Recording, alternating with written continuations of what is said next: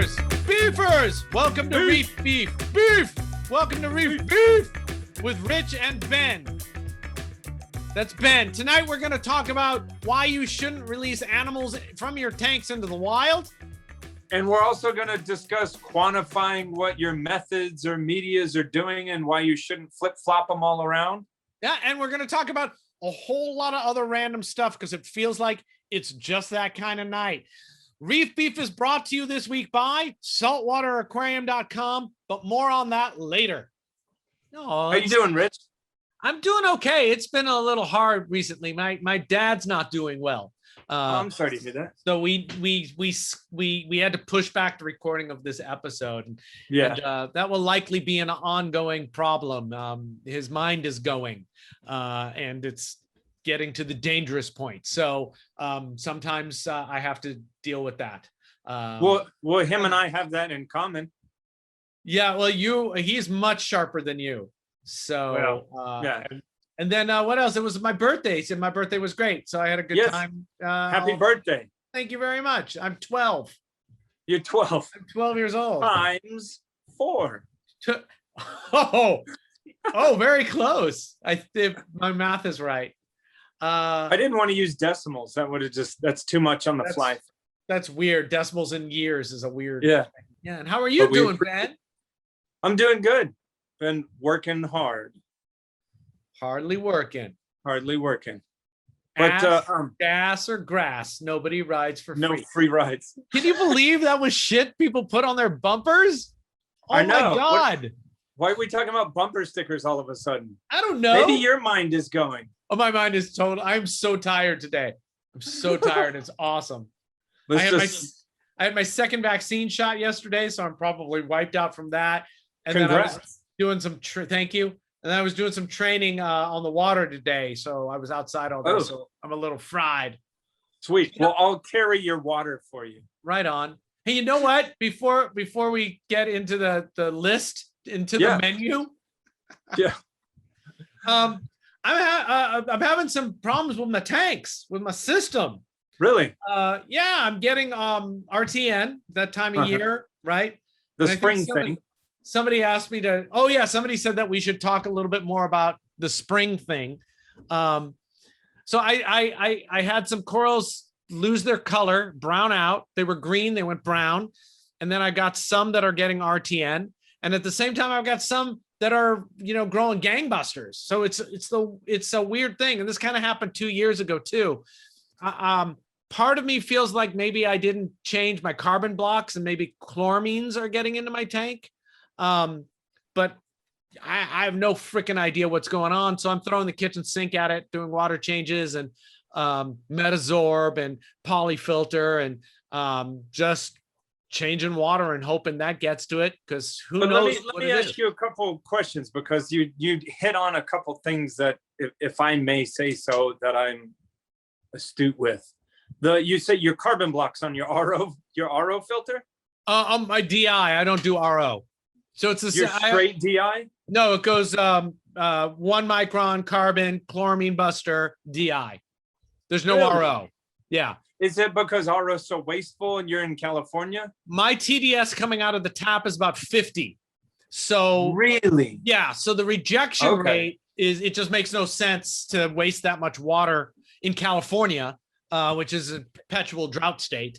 Yeah, absolutely. And so I just need to clean it up. And of course we have copper piping. So, well, because for beefers out there that we're wondering, so your carbon blocks on your RODI filter, when you're using an RO membrane, if you let chlorine get through to the membrane, it etches little tiny holes and messes up the membrane. Yeah. So be sure that you change your carbon blocks out frequently and consistently. But you run a total DI, that's a different animal. Yeah, but I mean, it's got the same pre-filters of the carbon blocks and stuff. Yeah. So I don't know. So I'm going to get religious. I hate that word. I'm not going to get religious. I'm going to get methodical about changing those out every 6 months, whether they need them or not, because I don't want to go through this again. It's a pain in the ass. Yeah. So there. So can I ask you a specific question? You can ask. I may choose not to answer. I'm going to ask you this goddamn question. No, so the question is, what chloramine blocks are you using? What carbon blocks are you using? I'd have to look at what they are. It's you know, it would be whichever one everybody else around here is using. I usually get them from that store Aquatic Collection, and it's what they're using. Okay. You know, if and you know, it seems to be seasonal, or you know, I don't know what the fuck. It could be whatever. This is the thing that's so terrible about reef keeping, and that I think we want to avoid. Because I could say, you know, because I'm throwing the kitchen sink at everything, and I could so easily post hoc ergo proctor hoc it, you know, correlation and causation. I could so easily say, oh well, yeah, I put Metazorb in and it seemed to clear up. So You're doing Metazorb, too many things at once. yeah, but my experience shows me, number one, I'm not set up to figure out what the one thing that's off is. You know, there's just, how do you figure that out? Because it could literally be anything. These are just my educated guesses and experience at my system of thinking of what it could be. I have no idea if it's the carbon block or not. It could be that the water I use, you know, comes in with some weird bacteria sometimes. It could be, you know, my lights are fading. It could be. So, and that gets back to the thing about the seasonal RTN. For a while, about 8 years ago, it seemed like in the spring, a lot of the reefers I know across the country, because I know mostly US reefers, would get RTN in the spring. That was just a thing that would happen. And, you know, we try to figure out what that was, because it seemed to happen to everybody all the time, you know, at the same time, not all the time, in the spring. And, you know, could it be African dust? Could it be changes in the reservoirs that our municipalities are pulling water from? Could it be, you know, temperature change? This is kind of sort of nerdy, but I think, and I don't do this with very many clients. I have in the past.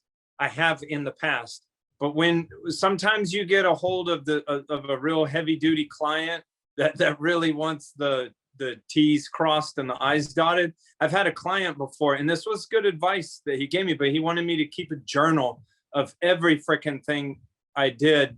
Yeah. It was not just like test results, but also, you know, added new carbon or added GFO, or just everything down to the T. But so that would be kind of cool to keep a journal that you could go through for years and find it.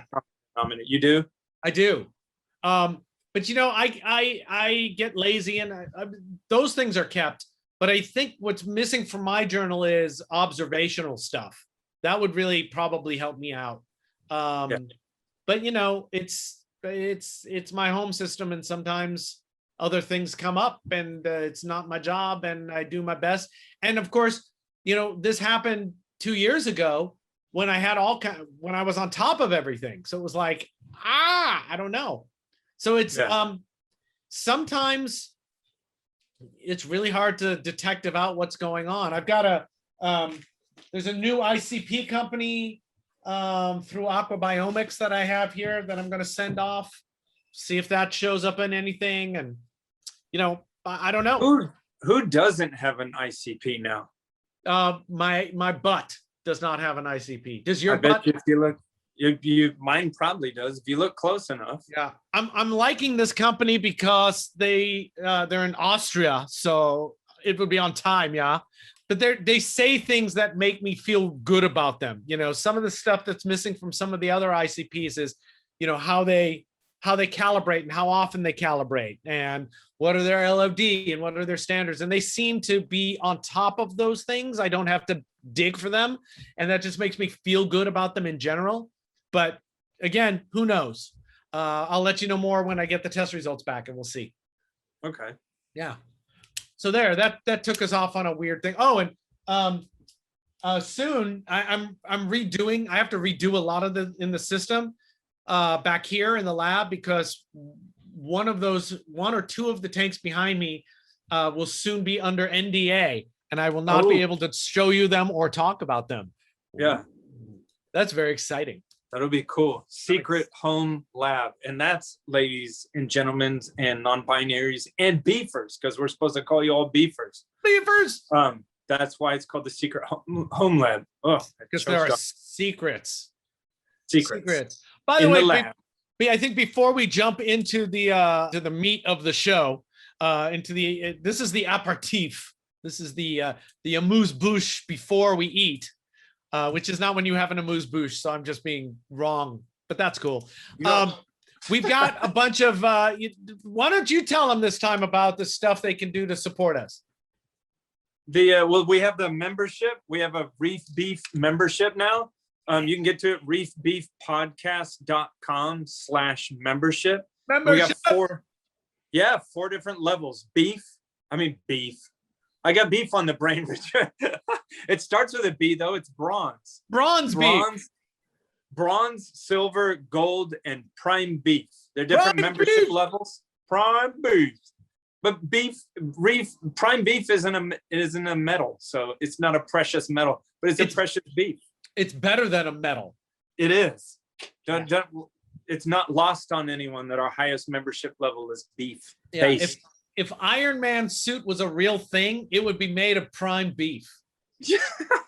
I don't know how powerful he'd be then. He's just a sack of beef. He'd be nothing beats a sack of beef. Once you got past his armor of beef, you'd have to get to his actual body beef. Body beef. That's the name of the show so far. Body beef. No, but so you sign up there and there's different membership levels. And actually the higher levels you could be on the show, or you get to be in live viewings of it, t-shirts, coffee cup, you get bumper stickers. You can get a 1-hour conference call with me and Ben to talk about your tank or whatever, or how sexy we are, whatever you want to talk about. You don't have to stop at prime beef. Technically, you could pay more and I will fly to your house in spandex and talk about your relatives or whatever you want me to do. I'll clean your toilet. Super prime beef. Yeah. And then as usual, the share, like, and subscribe thing, that really helps us out. Our numbers are going up, so it's working. So thank you so much for doing all that. Oh, and we also have these now. Yeah. Ooh, that's a good move because that's mostly my face, the important. Oh, there you go. We have Reef Beef shirts, and we have Reef Beef tote bags or backpacky things. Is that like to put your dirty laundry in? To put your mom's dirty laundry. Yeah, I don't think that's big enough. And then here's the membership shirt. It's going to look something like that, except it'll say membership on the bottom. Reef Beef Membership or something like that. Snowman knows what that is. And there's also Secret Home Lab shirts, Home of the Fighting Church-eye. That's available up there. And all of that goes to help make us make this show. And so, yeah. So there. Please keep helping support us and share us around. Babies, beefies. Thank you, beefies. Beeflets. Beeflets. It's a little beef. Oh, okay. So if that like if any of the beefers watching have children, then they have beeflets. Yes, beeflets. I thought you said beef lips. Beef lips. I was like, what kind of show what are we going for here? Those were the original French fries, were beef lips. Beef lips. And McDonald's was just like, that's going to be a hard market. Doesn't Franklin's barbecue by you, don't they have beef lips? Can't you just get any part of the cow? First of all, this is like a hoof. Yeah. Roasted hoof? I get the anus? But also, let me tell you, I'm in Houston and Franklin's is in Austin, which is still about a 3.5 drive away. So I'm not going to drive 3.5 hours to buy a beef anus when I could obviously get it locally. Why? I don't like beef anus. I'm just doing that just to make you happy. I don't think you've ever actually eaten beef anus. So I've eaten cow tongue. So Richard, let's beef on releasing your pet animals into your local waterways. God, does that piss you off? It's the stupidest thing anybody could do to the hobby. You know, I will lament one thing right off the bat. I feel like seriously, if someone cares enough about the hobby that they're watching this damn show, that I feel like they're probably not the target audience. That's probably true. Like needs to hear this. Yeah. I'm surprised at some. I know a few people in the hobby who are names in the hobby who have told me about stupid shit they've done and been unrepentant about it. And it makes me so sad. We should tar and feather them. No, that would be. We should. And I don't want to. If they do it again, I don't know what the fuck I want to do, but it's, invasive species is bad, right? So what? Now it's kind of crazy because you and I are almost always talking about saltwater, but I think this kind of more so affects the freshwater side of the house. No, it equally affects both sides of the house. So I can tell you, I've got an article up here that I was reading a few minutes ago. Snowman sent it to me. And I'll just go over like the few biggest saltwater, and then I want to hear about the freshwater, because freshwater carp, they're not native. Fuck you. It's zebra mussels are a huge problem. And right now. Yeah. What they're in some of the moss, some of the algae balls, right? Yeah. Those are bad. And they're in the Great Lakes, or they're near being into the Great Lakes. And it's just, why? We don't need that. It's bad. So just because we're primarily saltwater, and then we'll get to the freshwater. Lionfish, bad. Wherever it came from, it's pretty clear it came. It could have come in and ballast on ships, but they also could have come in, from wholesalers during hurricanes, or from people just letting them go because people think, and finding Dory didn't help, right? All toilets lead to the sea. No, don't do that. Yeah. So lionfish really bad. If you don't know about that, you've been living in a tube. How can you not? Finding them down to 1,000 feet, eating everything. But there's also caulerpa. Yeah. In San Diego, there was a huge caulerpa problem. I think they got it under control, but they spent a lot of time with people out there physically harvesting the caulerpa before it took over. I remember that was years ago. I remember a thing where they put tarps over stuff and then they injected bleach under it. Yeah. Like drastic, crazy bad. stuff. It's bad, right? And then caulerpa, and then people don't know this, but tubastria, the cup coral, the sun coral, right? Really? That's all in Atlantic waters now. It came in on it looks like it came in on oil derricks that they move around, right? Huh. And it's super invasive because it does really, really well, but it's got no business being in the Gulf of Mexico or in California. Wait, is this another reason to say screw you, oil industry? Yes, Ben, it is. And yeah, the list is growing. And here's the weird thing about that, right? So then they got to go to these oil derricks and they remove all this tubastria, right? And then they just throw it away. And it's like, oh God, why is there not a way to pull it off of those derricks and get it into the hobby for people who want it? Why do we need to collect tubastria from the wild in the Indo-Pacific when we've got shit tons of it that nobody wants and we're throwing it away? There's just no infrastructure to be able to probably understand the answer to that is that time is money. And if you're one of those companies like letting some hobbyists take a crack out of stuff stuck to an oil derrick is not prime on their list of things they give two shits about. Yeah, probably. What do you and Hugh in where are you? I'm Austin? In Tucson, Arizona. You're in I'm in Houston, you fuckface. Maybe that's the name. Drink some coffee and wake the fuck up. That's the name of the episode. I'm in Houston, you fuckface. Well, I think number one, you should move to Austin. Yeah. Because then you can eat beef lips at Franklin's all you want. It could. But you probably see a lot of invasives in the freshwater. Oh, yeah. What like Oscars and shit, or what? Well, part of that is in my story section at the end of this segment, so maybe I shouldn't blast it all now. Oh, well, what else do you want to talk about in or is that it? Oh, that's just the beef. We're not on the main. Well, no, be done. Yeah, just the beef. But also, what I was getting at earlier about freshwater is because if you live on the coast, okay. But if you live in Idaho, you're not gonna where are you going to take your lionfish to? You know what I mean? My pants. Take a lionfish to your pants. Yeah. No, but I mean, so like if you're on the coast, saltwater wise, yeah, you could like, I don't want this clownfish. I live in Washington State. I'm gonna throw him in the water. First of all, wouldn't he freeze? Yeah. Right.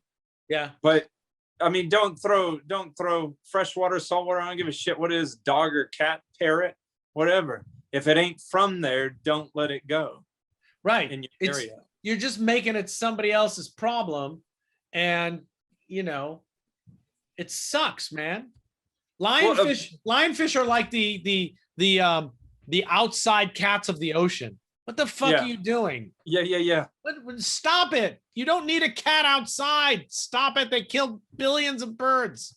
Well, I mean, everyone knows what we're alluding to, but in case you don't, it's just like, you know, if you introduce a lionfish into the Caribbean and there's a fish looking at it that has no idea what it is, and it just walks up and boop, and just it's eating all day long, but nothing has evolved to understand that thing should be avoided, and they just decimate the local waters. And just black cap basslets, delicious to lionfish. It's unbelievable how much they eat. If you have a pet fish and you don't want it anymore, contact a friend, contact a local fish club, contact your local stores, but for Christ's sake, do not put it in your waters. Yeah. And you know what? You got that fish. It's your freaking responsibility, right? Nobody's listening to this show, but we're just browbeating everyone. We're browbeating people who well, maybe people will feel like the next time they see somebody doing it, they'll go, what the fuck are you doing? Not cool, dude. There's going to be a guy listening to us on his iPod, and he's got a bag and he's walking towards like, a creek. And he's like, son of a bitch. I shouldn't do this. At the very freaking least, euthanize the fish. Right? Don't throw it in the water. No, don't throw it in the water. Yeah. But euthanize it well. Don't freeze it. That's horrible. How do you euthanize it well? There's a bunch of ways.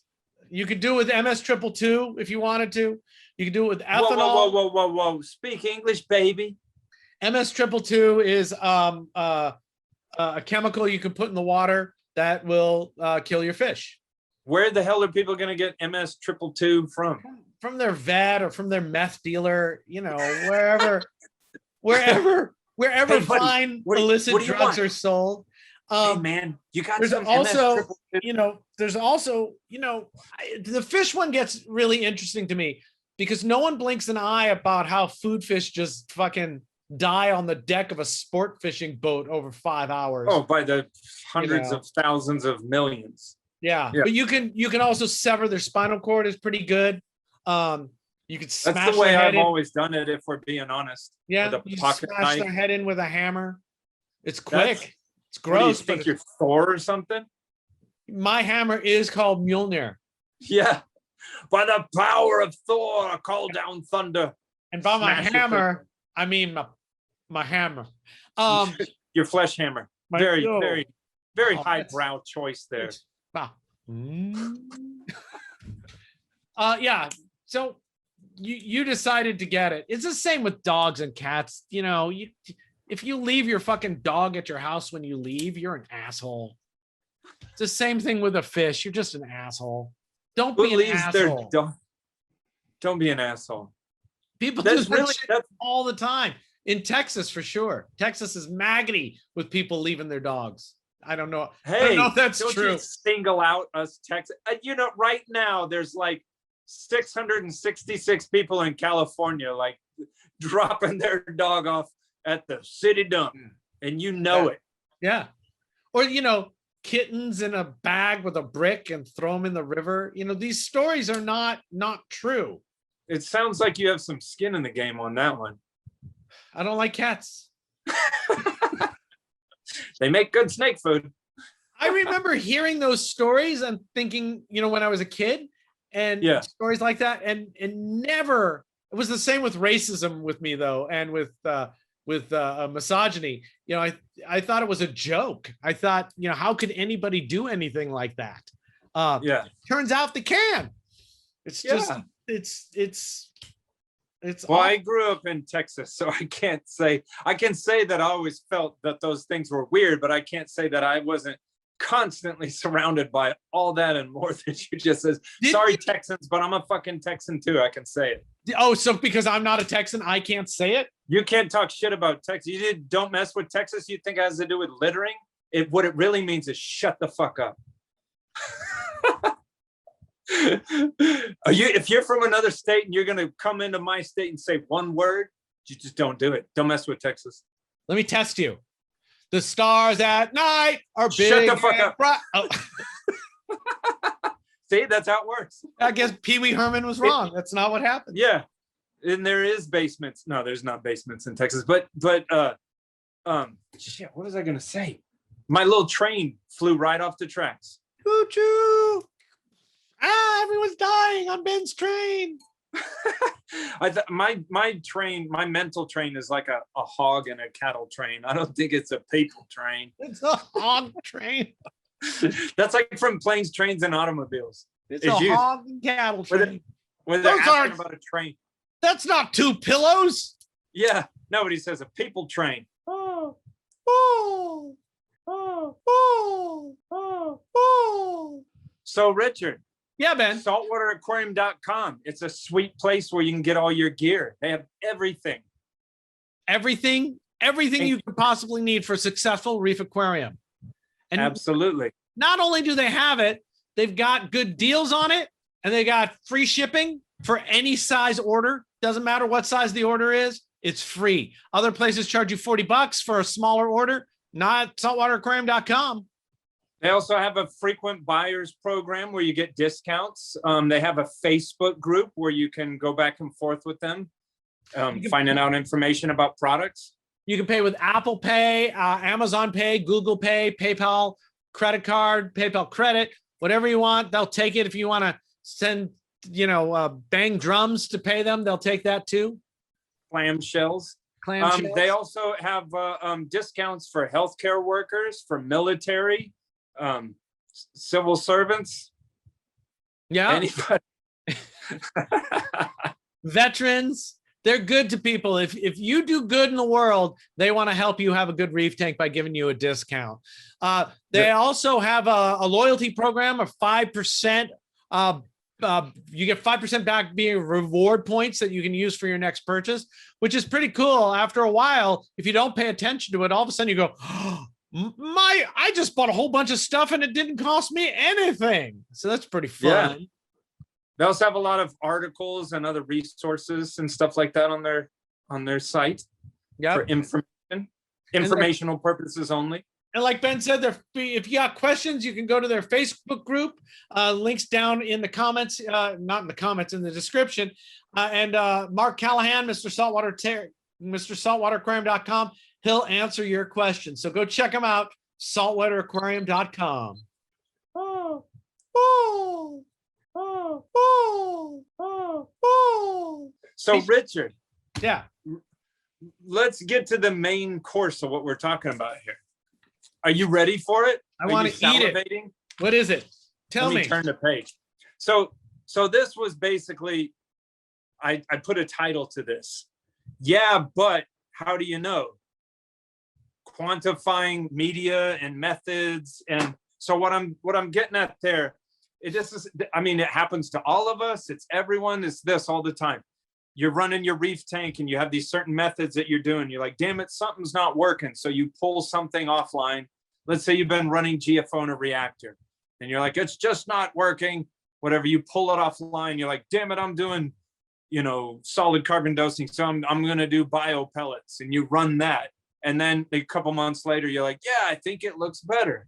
But that anecdotal stuff can be tricky because you can fool yourself of something is not working or working. And if you're not quantifying it, and this really isn't a path for me to tell you to like anally test your water and write it down all the time. That's annoying too. So what are you talking about? What do you want to fucking know about that? About how do you know if stuff works? Is that what you're talking about? not from that aspect. I'm just saying it's like a philosophical thing. I'm saying we should stop and think about, you're like, that GFO's not doing anything for me. Well, look at how you're running it. Are you running it in a manner that, you know, is prescribed for running GFO? You know, are you changing it out frequently enough? Or are you just being a lazy ass and just saying that doesn't work and chunk it? Or you've never quantified, like, you know, phosphate results or whatnot. So like you're just saying it's not working just because you start to get a hair algae problem. Then you're going to chunk that and dump another several $100s and some other method. It kind of gets to what you were saying at the beginning of the show, where you're just like throwing all this shit at it. And then you're like, the pine sol did it, apparently, because I added pine sol to it. Right. So it's how did I choose to do the kitchen sink approach? And what is the kitchen sink approach to me? It's making sure that there's fresh filters in the water filters that I use, right? That's just a no-brainer. If there's a problem, you know, and you haven't changed in a while, that's a good place to change. Yeah. Your carbon, if you run carbon, you know, carbon absorbs a bunch of stuff, so that makes sense. I pretty much continually run polyfilter. Yeah. So I put in new polyfilters. And then like Metasorb, that's just a heavy metal hedge in case. Who makes Metasorb? It's distributed by Two Little Fishies. Your boyfriend, Julian. Julian. Is that the one in the little kind of like yeah, it comes in like a bag? Yeah, a little bag. Yeah. And you only run it for 10 days. And then water changes. I mean, what else? You know, I check the trace elements I'm adding, so I'm doing molybdenum and iron. I would give a different perspective as a maintenance company. No. Don't mess with Texas. As a maintenance company, maintenance company, I think everyone should run their tanks the way you do, but no one does, or some people do. Maybe I should take my own advice, which is you fucking do the shit you're supposed to do on a regular schedule, and things are probably going to be better. Yeah. But here's the difference is what I'm getting at. Is if it's at home and I'm just like, oh, bummer, my tank's jacked up. When someone is paying you, oh yeah, you have got to. It's tricky because we should do a show on this one time, because there's things that you would do as a hobbyist that would be quite different, like the chain of events you would need to do as a maintenance company. Yeah, well, and it's pretty interesting now that these tanks are going to be basically rented. I'm using that money to do. I'm going to use that money to essentially do more water changes. Yeah. It's like, oh, okay, let's clean it all up. I'm not sure. I haven't decided what I'm going to do about the phosphate yet, but water changes are going to go through the roof now, because I think, that's the best filtration. Yeah. And also because now this is weird, right? Because I'm getting paid to take care of those tanks for them. Everything else becomes much more like a maintenance company. Once the carbon's going to be changed every 2 weeks or once a month, whatever I decide on, and all of those things are just going to be on a schedule, which I wasn't doing, because I feel like part of my experiment of my long-term system is how little can I fucking do. Yeah. And of course the current issue now might have nothing to do with that, as we discussed at the beginning of the show, but that's what's this system now becomes more like a maintenance account. Yeah. But so getting back to that, I guess my thing would be, what is my answer for that? Yeah, First Ben. of all, yeah, what is your answer? Quit being a bully. I'm triggered. I'm sorry. Hey, Ben, this is a safe space for you to share your answer. Don't challenge me, Richard. Don't challenge my opinions. It hurts inside. I hope so. I mean, no, I hear you, and I respect you, and I await your answer. What can I do to help you feel better about yourself? Help me help you. No, I'm just saying, I'm not the kind of person either that like tests stuff religiously and like writes it down in a journal. Caveat, unless someone is paying me to do so, and then I do that at their place. But generally, I don't work with hobbyists, so people aren't like insisting what I do this or that. They just tell me to do my thing. Yeah. But just flip flop into different. The other thing too, if you did something like you were doing bio pellets and you're like, and you want to do GFO, you've got to give these experiments time to bear out. Oh, I see what you're saying. Yeah. I'm glad we had this whole other discussion now that I understand. It was real helpful. It's like salt mix, right? People jump salt mixes all the time. Man, even people that I respect or know of in the industry, I've just come on Facebook and just see them. They're like, this brand X salt, fuck that stuff. It did this, this, and this, and now I'm using this salt. And I'm kind of like yawn. I mean, in 25 years, I've just seen way too much of that. Like, just use a common commercial brand salt, and take your wife or husband or non-binary out to dinner and call it a day. Yeah. Use a salt. I always say use a salt you can get all the time. Yeah. Because changing salt makes weird things happen. But you're saying not necessarily that we need to have metrics and stuff, because sometimes that's really hard to do. But at the very least, give stuff time, and don't change too many things at once if everything's going okay. And don't blame the last thing you changed for what you're seeing right now, because it may not necessarily be the case. It may be all the other stuff you've done as well that has led up to this one moment that gave you the effect that you're seeing, whether that's good or bad. I mean, that's not to, I hope this does not sound arrogant, but I'm just, between you and me that have been doing this for so damn long. And like no one else is, no one's listening. No one else has done this as long as you're not. I'm not saying that. What I'm saying is, when you've been doing this professionally, whatever, for a long time, you've tried this, you've tried that, this thing came out, this is a new thing, you did this, you did that, you shelved that, you brought that back out, all this shit. We've kind of done like all the stuff over the last couple decades. And so when people are like, GFO doesn't work, I'm going to do this. And it's like, I've seen that done over and over again. How are you running it? Did you run it for long enough? Why are you saying that it didn't work? Did you check phosphate and it literally didn't go down? And why do you think bio pellets are going to do it? And have you lanthanum chloride? Did you change it often enough? And how do you know that's what's often enough for your system? And yeah. Definitely. That all makes a difference. When I see that a lot with like newer hobbyists, like a 1 or 2 year hobbyists that try to, and more power to these people, but the people that decide to go jump straight into the deep end, and they're just like, you see, I don't even, we should have a show on that, because, they're just jumping in too deep, and then all these little things. Why would my reef do that? Dude, you don't even have a foundation for your building and you're freaking out about. We should absolutely do a show on that. Like, how would you, maybe we should get somebody who's got a new tank and have them on once a month. That would be fun. And talk to them about their tank and what's going on and why are you doing it? And we'll just fucking grill them. Just a beefer.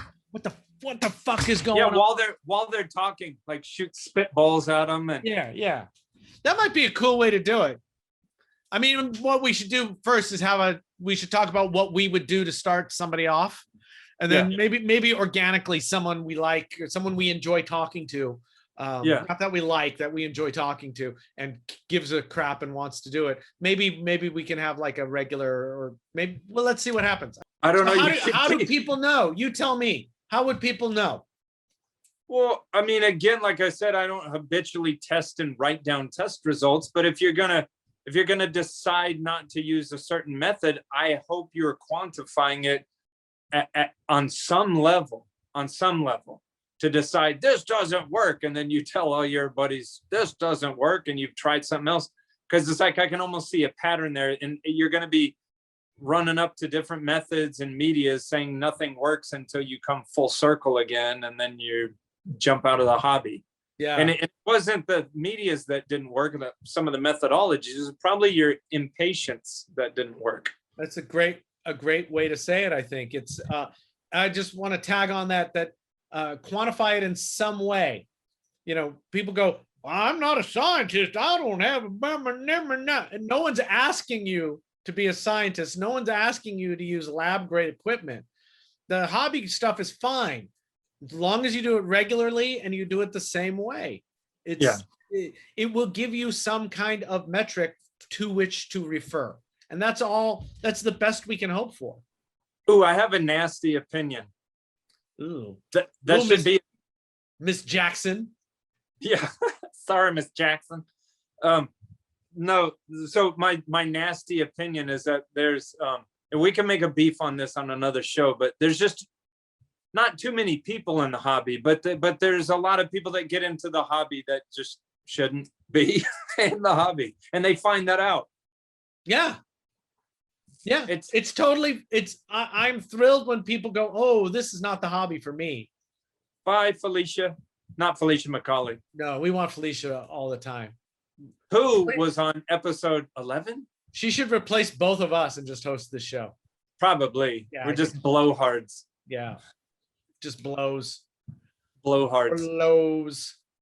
But I'm just saying, and and run, we always preach consistency too. So, if your main thing was that, you were running, I don't know why I'm using the same examples over and over again, but like GFO, like, again, talk to your buddies, club, whatever, do research online, find out how much you should be using, what's the GFO brand that other people are using, look at their reef tank. Does the reef tank look like shit? Okay, then dismiss everything they say to you. Does it look great? Then ask them about the things that they do, and just, the flip flop and the this and the that in itself is funny. Those changes you're doing in your search to make your reef tank perfect, which is not a thing, can oftentimes be the whole fucking problem. Like, man, my reef tank's never good. I've used GFO, I've used biopulse, and I started doing vinegar, and because your reef, like the nutrient profiles and alkalinity numbers and everything is just all over the page, and the corals are like, fuck you. Yeah. I stopped dosing vinegar in my tank, turned it off. Thought that might be part of the problem. So let's kill it. I really only use it for food to generate bacteria for coral to eat, but maybe that was booming because it's the springtime. I think it's going to be really funny if I end up doing basically, a 50% water change on my system now every 2 weeks. Dude, okay.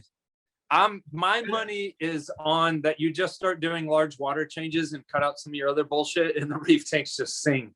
No, it's already getting better. That's what I've been doing. Huge water. You're gonna be mad at yourself? Why? Just because you're easy to get mad at. I'm joking, baby. I got so many other things to be mad at than just myself.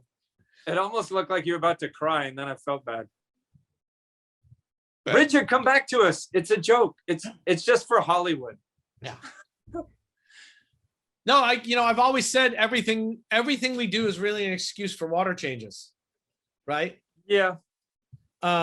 So when I have to make the system better because somebody else is paying for some of it now, I'm just going to do more water changes.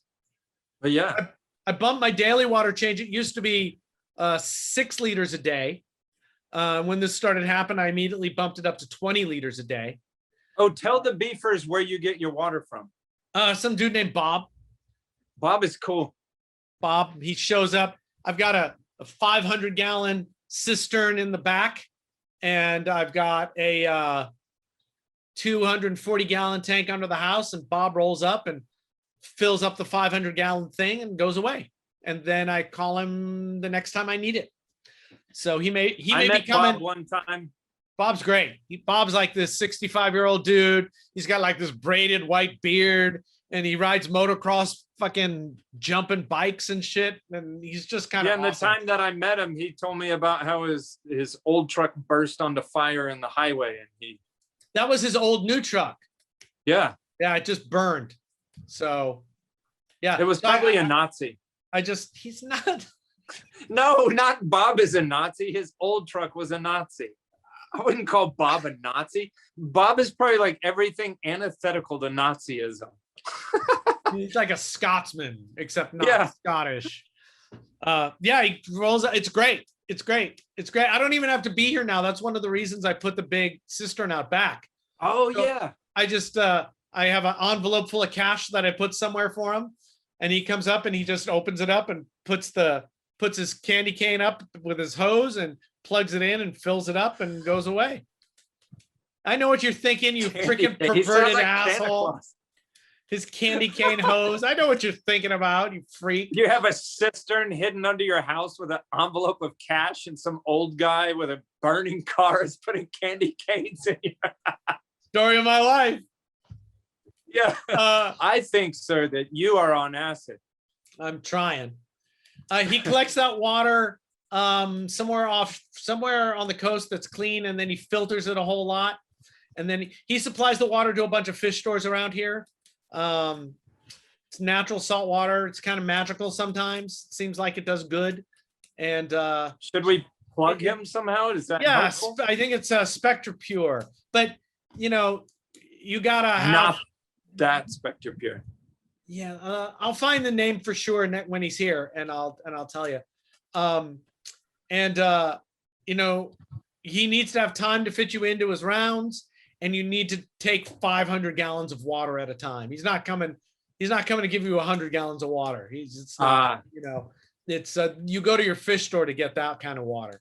So really, most beefers aren't going to. No. It's really going to be a store thing, really. What kind of nut has got a freaking 500-gallon cistern in the back of their house? Wait, but here's the other stupid thing. This is a worldwide YouTube channel. Like, really, you need to live in the Bay Area. Like, he's not driving to Pakistan. First of all, burning cars cannot make it to Pakistan. And Pakistan is known for its aquarium saltwater. Damn, if I could only get that Pakistani water delivered. Yeah, let's get that old hippie with candy canes over here to Pakistan. Pakistan water. Oh my God. Don't they have their own water in Pakistan? Yeah. No, I'm lucky. And the reason I went to it was because I got tired of lugging around boxes of salt and buckets of salt and stuff like that. You got tired of doing my job. Yeah, and it's not that it's about double the cost, I think. Is it really? What did I even? It's like, well, maybe not. It's like 35 cents. Like a volume thing, but also he goes through a lot of pain to get it. Well, man, he's enough. I tip him big too, because somebody brought me water from Pakistan. From Pakistan, and it's worth it to me. You know, as Matt would say all the time, work smart, not hard. Matt who? You got to say it Wandell. For the beefers. Matt Wandell works. We used to talk about this at the aquarium all the time. Work smart, not hard. And, you know, that's why I like peristaltic pumps. And, you know, I've been doing this too long to enjoy lugging around saltwater. I don't like that part of the hobby anymore. I don't mind it. Do it. So, well, that's because you're young.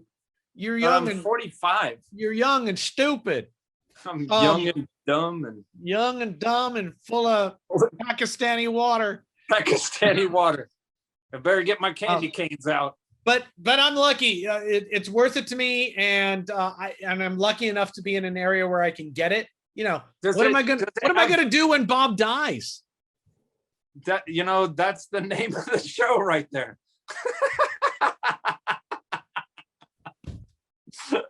Yes, it is. That's all you need to know. What am I going to do when Bob dies?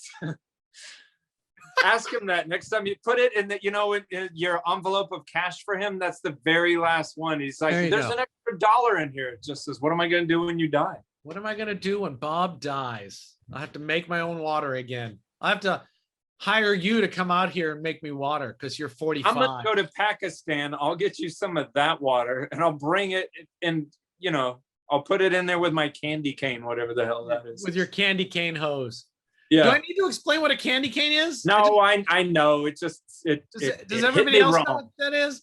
It's a hook-shaped piece of PVC connected to a hose, and you hang it, and water pumps through it. So you don't have to hold it or use a clamp. All the beefers are certainly happy that you just explained that to them. Yeah. Thanks, Rich, for patronizing us, you stupid fuck. Which could also be the title of the show. Yeah. Which should probably be broken down into an acronym because that's a little long. Yeah, I think you're right.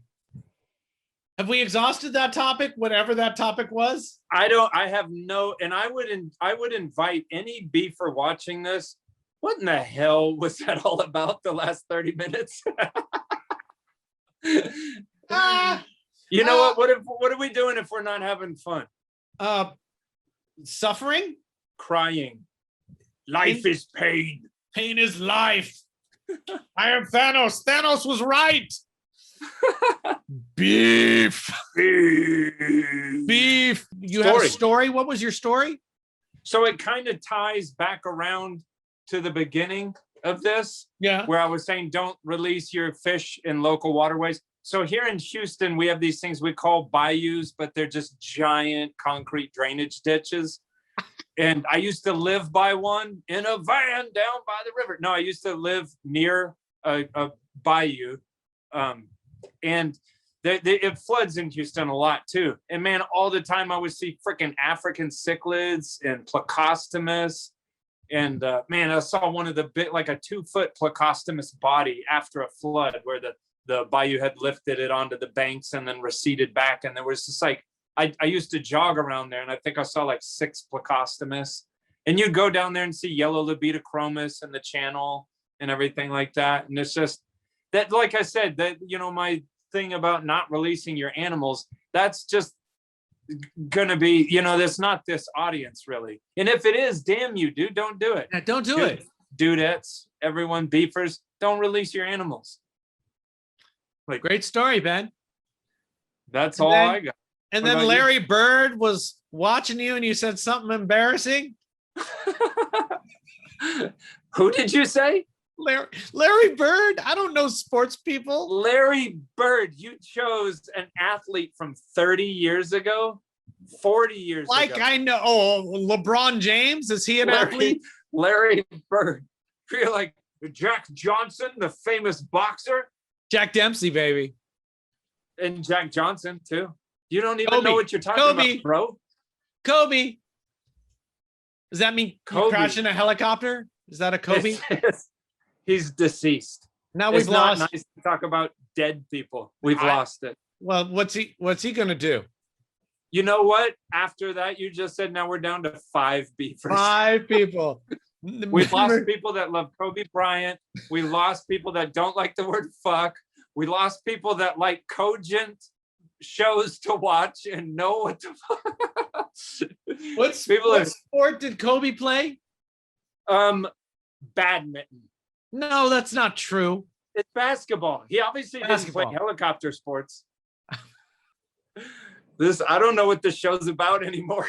So like, subscribe, and share. Yeah, if you dare. At 500 subscriptions, I'll do a show from the crawl space. You keep lowering it. Now it should be like 450. No, 500. So that's it. Because then I have to like bring all this shit down there. It still stands at 2,000 subscribers. I'll buy a spandex suit and I'll like, I don't know what I'll do. I'll do whatever they tell me to do down in the comments. Yeah. Now slap like. All right, beefers. Thank you so much for listening. My name is Rich. And my name is Ben. And we love you so much for listening to us. Have a great week. After this show. Have a great week, and we will be back soon with another episode. Until then, say some stuff in the comments and we'll reply. Have a good night.